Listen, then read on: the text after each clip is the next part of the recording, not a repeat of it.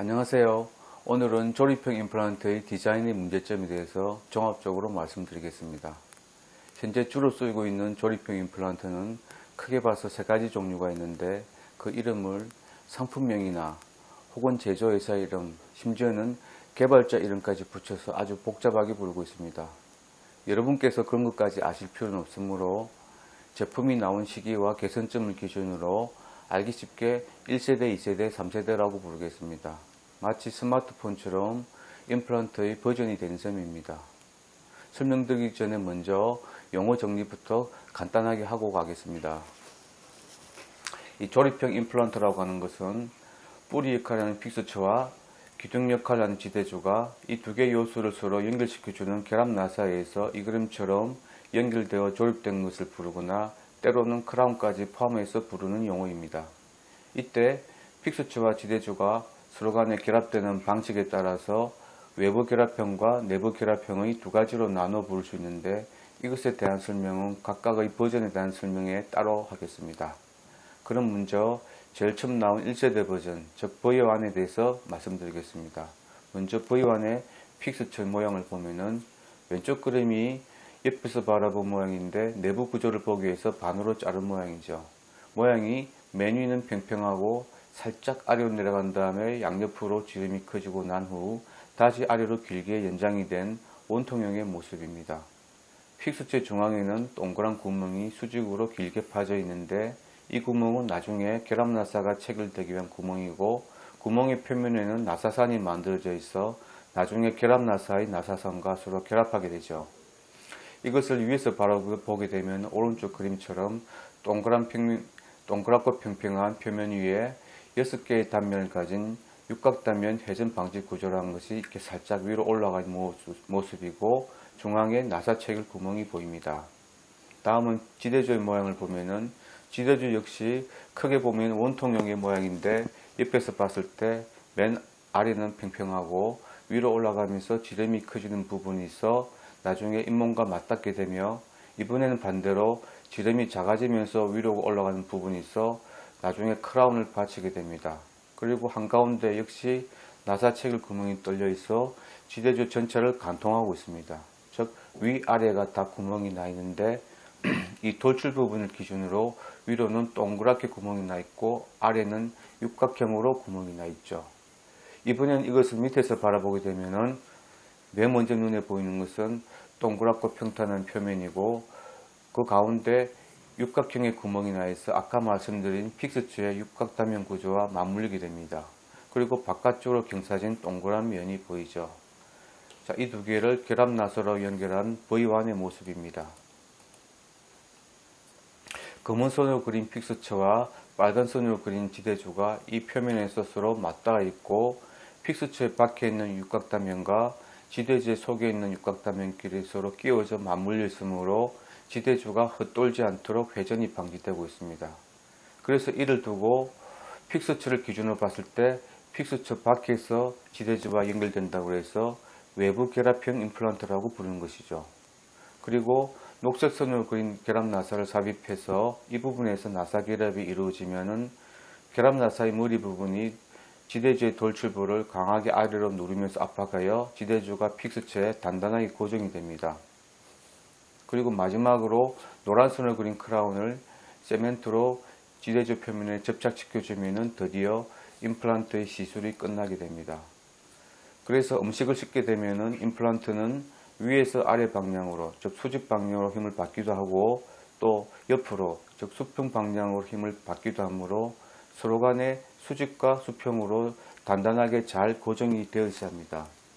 먼저 수직 고정을 살펴보면은 픽스처가 이 표면에서 지대주를 확실하게 받쳐주고 있는 반면에 수평 고정은 이 결합 나사 말고는 서로 간에 고정시켜줄 구조가 없어서 취약합니다. 그래서 지대주가 흔들리기 시작하면서 결과적으로 결합 나사가 쉽게 풀린다는 것이 V1의 최대 약점이죠.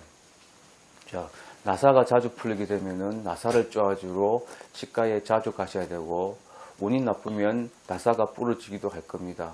그 경우에는 새로운 나사로 교체해 주는데 비용이 발생하고 만약 나사가 부러져서 박힌 채 나오지 않게 되면은 할 수 없이 픽스처를 제거하고 새로 심으셔야 됩니다.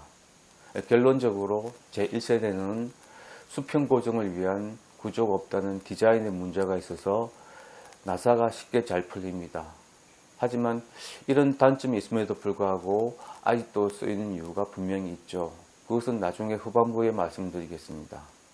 그래서 한편 이런 1세대의 단점 때문에 수평 방향 고정을 가진 디자인을 가진 2세대 버전, 즉 V2가 나오게 됩니다. V2를 보시면 먼저 픽스처의 모양을 보시면, 자, V1과 비해서 달라진 점은 나사 체결 구멍의 윗부분을 이렇게 경사지게 넓게 파서 마치 깔때기 모양으로 구멍이 나 있습니다. 그리고 경사지게 판 만큼 구멍도 더 깊게 파져 있고 나사선의 위치도 더 아래로 내려갑니다. 그리고 V1에서는 픽스처 밖에 있었던 이 육각단면이 V2에서는 이 경사부의 중간, 즉 픽스처의 속으로 들어오게 됩니다. 그리고 위에서 봤을 때 모양이 오른쪽 그림처럼 가장자리에 얇은 테두리만 남기고 아래로 경사진 부분이 보이고 그 속에 육각단면 구조와 나사체결 구멍이 보이죠. 지대줄을 보면은 밑에 평탄한 표면이 없어지고 깔때기 모양으로 아래로 길게 연장된 모습이죠. 그래서 V1과 비교해 봤을 때 V1에서는 지대줄 속에 있었던 이 육각단면이 V2에서는 반대로 밖으로 나와 있습니다. 그래서 이 부분이 육각형의 구멍이 아니고 동그란 구멍이 되죠. 그래서 전체가 다 동그란 구멍인데 단지 지름 차이에 의해서 단차가 형성되어 있습니다. 자, 지대주와 픽스처를 결합나사로 연결한 V2의 모양입니다. 이 경사면에서 픽스처와 지대주가 서로 맞닿아서 수직 및 수평 고정을 같이 얻고 있고 이 각각의 육각단면끼리 서로 맞물려서 있으므로 지대주 회전이 방지되고 있습니다. 그래서 V1과 다른 점은 쉽게 말해서 이런 것이죠. 이게 픽스처라 그러고 이게 지대주라 그런다면 V1에서는 각각 평평해서 수직으로 아주 힘을 잘 받았습니다. 근데 수평으로는 힘이 없었죠. 그래서 이것을 개선하고자 픽스처 속을 넓게 구멍을 파서 지대줄을 꽂아서 고정을 한 것입니다. 그래서 픽스처 속에서 연결되니까 내부 결합형이라고 부르는 것이고 또 결합 나사가 없더라도 그냥 꽂아 놓은 상태로도 유지가 잘 될 정도입니다. 그래서 그 결과로 나사가 훨씬 적게 풀립니다. 그런데 지름 5mm 이하의 픽스처를 심은 경우에는 예상치 못한 결과가 나타날 수가 있습니다. 그림을 보시겠습니다. 자, 구멍을 경사지게 파놨으므로 이 외벽의 두께가 매우 얇아져 있죠. 그래서 옆으로 수평 방향으로 심는 힘을 받았을 때 이 외벽이 자꾸 밖으로 늘어나려고 합니다. 게다가 수직 고정을 V1처럼 이런 평면에서 받지 않고 이 경사면에서 받고 있으므로 수직 방향에 심는 힘조차도 이 외벽에 이 방향으로 작용하죠. 왜냐하면 경사가 져 있으니까요. 그래서 더욱더 못 견디고 얇은 외벽이 밖으로 늘어나는 것입니다. 자, 외벽이 늘어나면 어떤 결과가 오냐면은 크게 봐서 세 가지가 있는데, 첫째로 늘어난 만큼 지대주가 밑으로 주저앉게 되죠. 이것을 지대주의 싱킹 현상이라고 합니다. 즉 깔아앉는다는 얘기인데, 따라서 크라운의 높이가 낮아져서 잘 안 씹히게 됩니다. 두 번째로 이 경사면에서의 접합이 느슨해지겠죠. 그래서 이 지대주가 옆으로 흔들리게 됩니다. 그 여파로 이 결합나사가 V1과 마찬가지로 풀리게 되고 부러지게 됩니다. 자, 더 심각한 것은 세 번째인데, 얇아진 지대주가 픽스처가 이런 데서 부러지기 시작한다는 것입니다. 어느 것이 먼저 나타나느냐 하는 것은 심은 픽스처의 굵기, 그리고 환자의 심는 힘, 심는 습관, 또 치조골의 밀도, 대합체의 상태 등등에 따라서 다양합니다.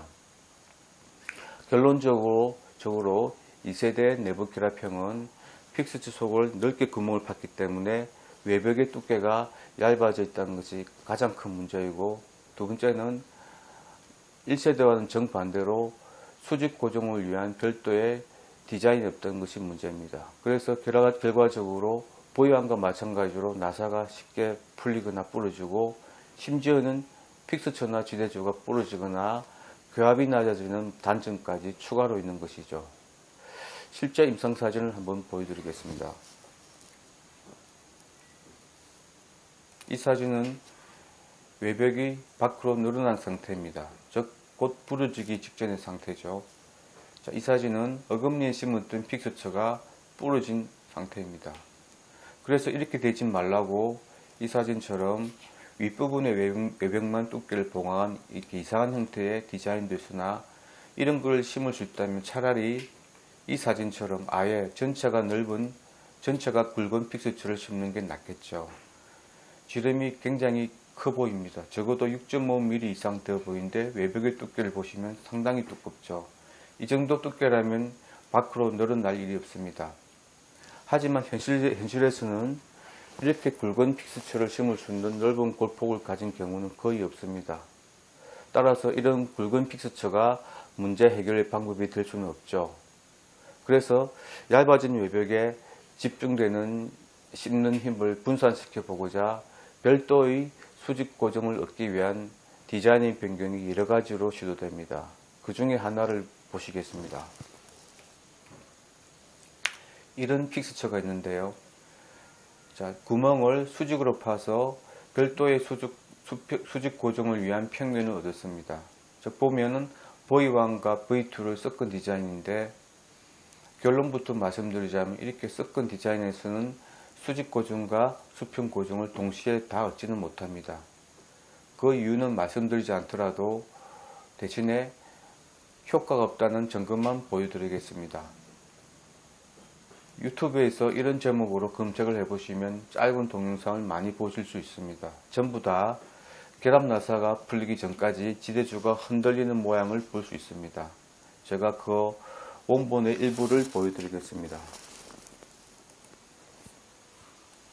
자, 여기가 픽스처고 여기가 지대주죠. 그리고 이 시커먼 것이 결합 나사입니다. 그래서 여기서 수평 고정을 얻고 있고 수직 고정을 얻기 위한 디자인이죠. 과연 이게 효과가 있을지 한번 보겠습니다. 지름이 5mm네요.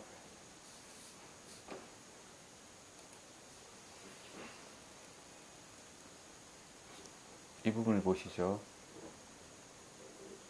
네, 지대주가 흔들리기 시작하고 부러지는 모습입니다. 확대된 모습입니다. 한 번 더 보시죠. 지대주가 부러집니다.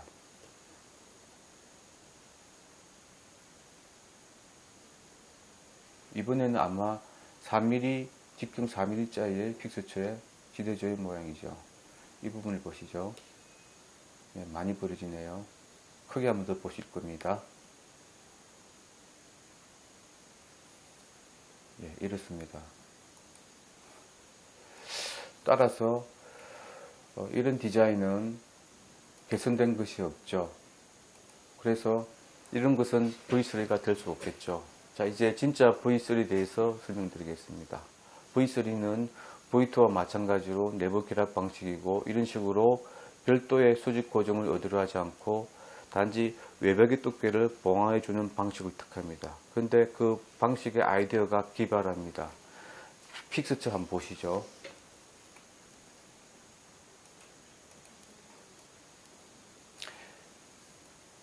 이 픽스처인데요.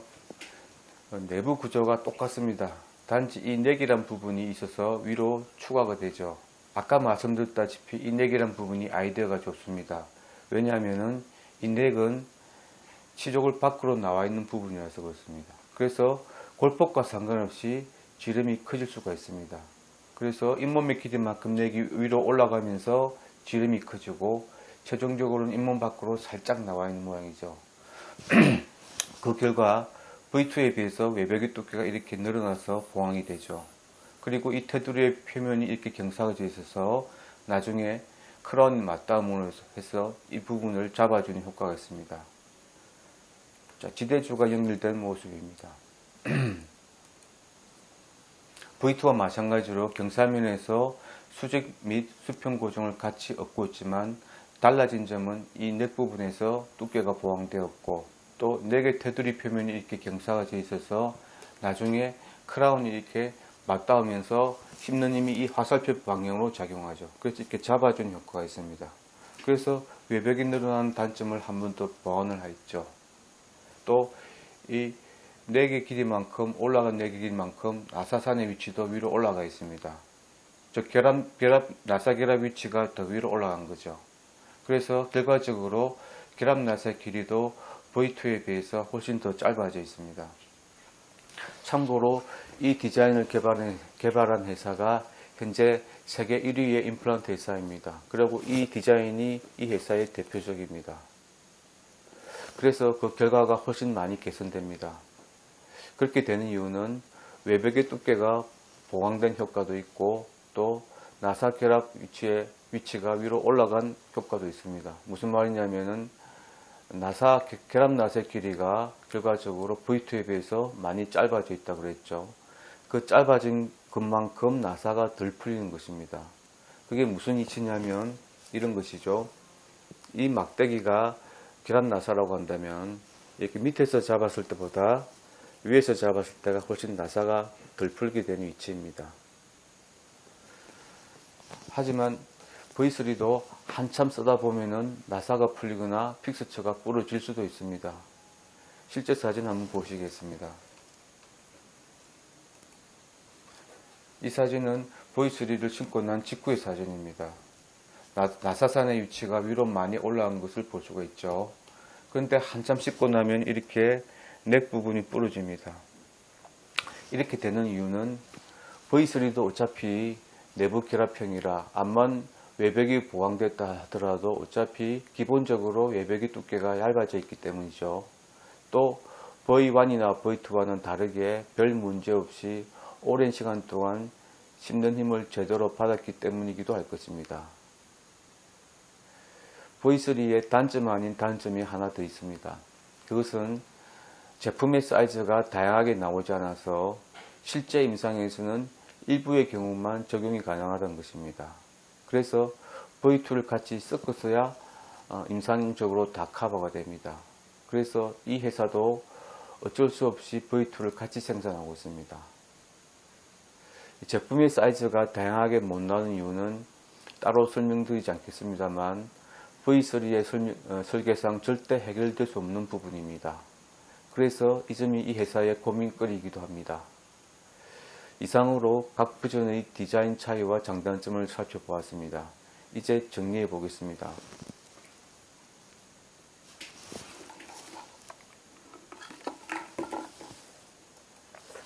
자, 1세대, 2세대, 3세대입니다. 세 개를 한 자리에 모아 놓으니 디자인 차이가 한눈에 다 들어오죠. 아까 말씀드린 대로 나사 결합 부위의 위치가 각자 다 다른 것도 보입니다. 씹는 힘을 제대로 견딜 수 있게 픽스처와 지대주 간의 서로 간의 이상적인 결합을 하기 위해서 필요한 요소가 세 가지가 있다고 했습니다. 그것은 수직 고정, 수평 고정, 회전 방지 요소이죠. 그래서 이것을 기준으로 세 개의 디자인의 차이를 표로 정리해 보았습니다. 자, 1세대는 수직 고정은 좋아하나 수평 고정이 없었고 2세대는 수평 고정은 있으나 별도의 수직 고정이 없었죠. 3세대 역시 2세대와 마찬가지지만 외벽이 보강되어 어느 정도 수직 고정 효과가 있었으므로 쇠모를 받았죠. 자, 이런 디자인 차이에 의해서 실제 임상에서 나타나는 문제점을 표로 정리해 보았습니다. 크게 봐서 세 가지 문제점인데 문제가 클수록 플러스 표시를 많이 받은 겁니다. 첫 번째 문제에서는 수직 고정이 없는 V2가 2개를 받아서 가장 문제가 많은 걸로 나타나죠. 두 번째 문제에서는 수평 고정이 없는 V1이 3개를 받아서 가장 나사가 잘 풀리는 걸로 나타납니다. 세 번째 문제에 있어서는 픽스처 외벽이 제일 얇은 V2가 3개를 받아서 제일 잘 부러지는 걸로 나타납니다. 이쯤에서 이 영상을 보시는 분들 중에 임플란트를 하신 분들은 지금쯤 나는 어떤 버전을 심었을까 하고 궁금해 하실 것 같습니다. 아마 최근 10년 이내에 심으신 분들 같으면 V2가 가장 많을 것입니다. 그렇다고 너무 신경 쓰실 필요는 없고 여태껏 잘 쓰시고 계시다면 일단 체질도 좋으시고 또 조심조심 적당히 씹으시고 관리도 잘 하셔서 그럴 겁니다. 또 골폭도 좋아서 비교적 굵은 픽스처를 심어서 그렇기도 할 것입니다. 다만 문제가 되는 것은 골폭이 좁은데 무작정 굵은 픽스처를 심은 경우인데, 이 경우에는 나사도 안 풀리고 픽스처도 안 부러지겠지만 얼마 안 가서 씹는 힘을 받아서 문제가 발생할 가능성이 큽니다. 다시 본론으로 돌아가서 정리를 해보겠습니다. 자, 플러스 개수가 V1과 V3가 각각 4개를 받았고 V2가 무려 7개나 받았습니다. 그래서 V1을 아직도 쓰는 이유가 있죠. 그리고 같은 4개를 받았지만 V3가 V1보다 개선된 임플란트가 될 수 있는 이유는 이처럼 3개를 받은 항목이 없기 때문이죠. 또 이것은 지름 5mm 이하의 픽스처를 심은 경우에 해당되고, 이보다 굵은 픽스처를 심은 경우에는 V2가 가장 좋은 픽스처가 될 수가 있습니다. 하지만 실제 상황에서 이렇게 5mm 이상의 픽스처를 심을 수 있는 경우는 거의 드물기 때문에 이 표가 보편적인 경우가 되죠. 또 이 표는 주로 어금니에 해당되는 것으로서 앞니에 임플란트를 심을 때는 또 얘기가 달라질 수 있습니다. 무슨 얘기냐면은 이 사진처럼 앞니 부분에 지적으로 이렇게 다 경사가 되어 있습니다. 그래서 자연치나 픽스처도 마찬가지로 이렇게 경사가 되어 있으므로 씹는 힘이 주로 수평으로 작용합니다. 따라서 수평 고정이 없는 V1은 앞니에 적용하기가 안 좋습니다. 그리고 수평 고정이 좋은 V2나 V3가 앞니에 적합한데 V3는 아까 말씀드린 대로 앞니에 적용하기가 좀 어렵게 되어 있죠.